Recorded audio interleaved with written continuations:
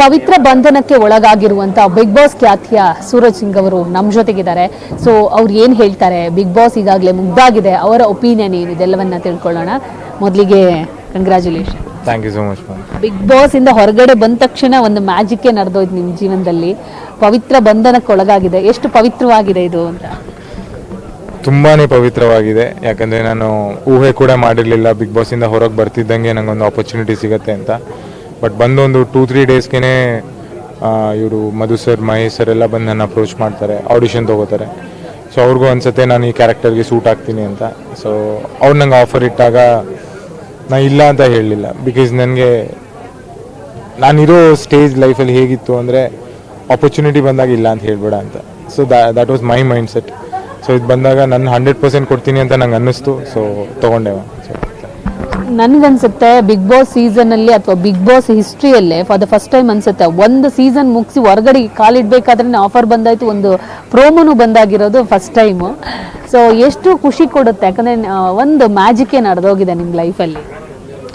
ತುಂಬಾ ಖುಷಿ ಆಗ್ತಾ ಇದೆ. ಐ ಥಿಂಕ್ ನೀವು ಹೇಳ್ದಂಗೆ ಸೇಮ್ ಸೀಸನಲ್ಲಿ ಎವಿಕ್ಟ್ ಆಗ್ತೀನಿ, ಪ್ರೋಮೋ ಬರುತ್ತೆ, ಪ್ರೋಮೋ ಬಂದು ವಾಪಸ್ ಬಿಗ್ ಬಾಸ್ಗೆ ಹೋಗ್ತೀನಿ, ಅಲ್ಲೇ ಹೋಗಿ ಹೀರೋ ಆಗಿ ನನ್ನ ಸೀರಿಯಲ್ನ ನಾನು ಪ್ರಮೋಟ್ ಮಾಡ್ತೀನಿ.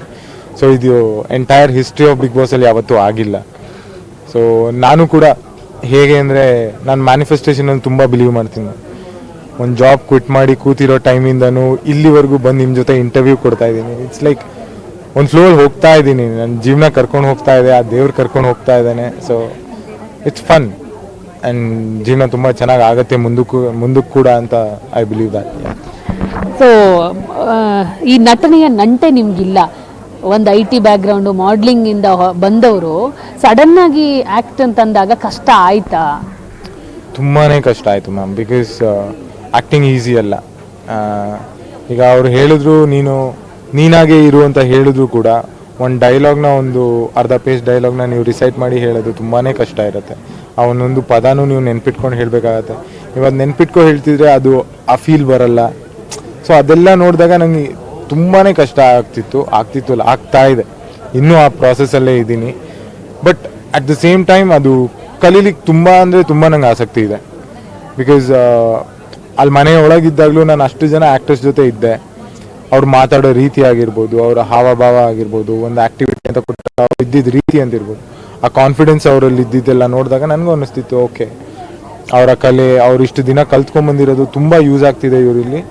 ಸೊ ನಾನು ಒಂದು ಐಡಿಯಾ ಇತ್ತು, ಹೊರಗೆ ಹೋದ್ಮೇಲೆ ಆ್ಯಕ್ಟಿಂಗ್ ಕಲಿಬೇಕು, ಅಟ್ಲೀಸ್ಟ್ ಡಾನ್ಸ್ ಕಲಿಬೇಕು, ನಾನು I should give a try ಅಂತ ನನ್ನ ತಲೆಯಲ್ಲಿತ್ತು. ಬಟ್ ಹೊರಗೆ ಬರ್ತಿದ್ದಂಗೆ ಈ ಥರ ಸಡನ್ನಾಗಿ ಆಫರ್ ಬರುತ್ತೆ ಅಂತ ಅಂದ್ಕೊಂಡಿರಲಿಲ್ಲ. ಬಟ್ ಕಲಿತಾ ಇದ್ದೀನಿ ಮ್ಯಾಮ್. ತುಂಬ ಸಪೋರ್ಟಿವ್ ಆಗಿದ್ದಾರೆ ಟೀಮ್, ಹೇಳ್ಕೊಡ್ತಿದ್ದಾರೆ. ಅದೇ ನಾನು ಅಲ್ಲಿ ಹೇಳ್ದಂಗೆ ಈ ವೈಡ್ ಆ್ಯಂಗಲ್ ಶಾಟ್, ಕ್ಲೋಸ್-ಅಪ್ಸ್ ಅದೆಲ್ಲ ಅಲ್ಲಿ ಮಾಡ್ದಂಗೆ ಪುನಃ ರಿಪೀಟ್ ಮಾಡಬೇಕು, ಅದು ನೆನ್ಪಿಟ್ಕೋಬೇಕು, ಕೈ ಹೆಂಗೆ ಮೂವ್ ಆಗ್ತಾ ಇದೆ ಅಂತೆಲ್ಲ. ಸೊ ಅದೆಲ್ಲ ತುಂಬ ಒಂಥರ ಕಷ್ಟ ಆಗಿದೆ. ಬಟ್ ಕಲಿತಾ ಇದ್ದೀನಿ. ಬಿಗ್ ಬಾಸ್ ವಿಚಾರಕ್ಕೆ ಬರೋಣ. ಬಿಗ್ ಬಾಸ್ ಸೀಸನ್ 12 ಮುಗೀತು, ಯಾರು ವಿನ್ನರು ಯಾರು ರನ್ನರ್ ಎಲ್ಲ ಗೊತ್ತಾಗಿದೆ. ಗಿಲ್ಲಿ ವಿನ್ ಆಗಿರೋದು ನಿಮಗೆ ಖುಷಿ ಕೊಟ್ಟಿದ್ಯಾ, ಅಥವಾ ಏನಾದರೂ ಚೇಂಜಸ್ ಇರಬೇಕಂತ ಅನಿಸಿದ್ಯಾ? ಇಲ್ಲ ಮ್ಯಾಮ್, ಲೈಕ್ ಡಿಸರ್ವಿಂಗ್ ಇದ್ದ, ತುಂಬ ಟ್ಯಾಲೆಂಟೆಡ್ ಇದ್ದ. ನಾನು ಹೊರಗಡೆ ಬಂದಾಗಲೂ ಇಂಟರ್ವ್ಯೂಸಲ್ಲೆಲ್ಲ ಯಾರು ಗೆಲ್ತಾರೆ ಅಂತ ಕೇಳಿದಾಗ ನಾನು ಗಿಲ್ಲಿ ಅಂತಲೇ ಹೇಳ್ತಿದ್ದೆ. ಸೊ ಆಬ್ವಿಯಸ್, ಲೈಕ್ ನಾನು ಫಿನಾಲೆ ಹೋಗೋಕ್ಕೂ ಮುಂಚೆನೇ ನನಗೆ I knew it, like Gilli ಗೆಲ್ತಾರೆ ಅಂತ. ತುಂಬಾ ಖುಷಿ ಇದೆ, ಬಿಕಾಸ್ ಡಿಸರ್ವಿಂಗ್ ಕ್ಯಾಂಡಿಡೇಟ್. ನನ್ನ ಮನೇಲೂ ಕೂಡ ತುಂಬಾ ಚೆನ್ನಾಗಿದ್ವಿ ನಾವೆಲ್ಲ. ಸೊ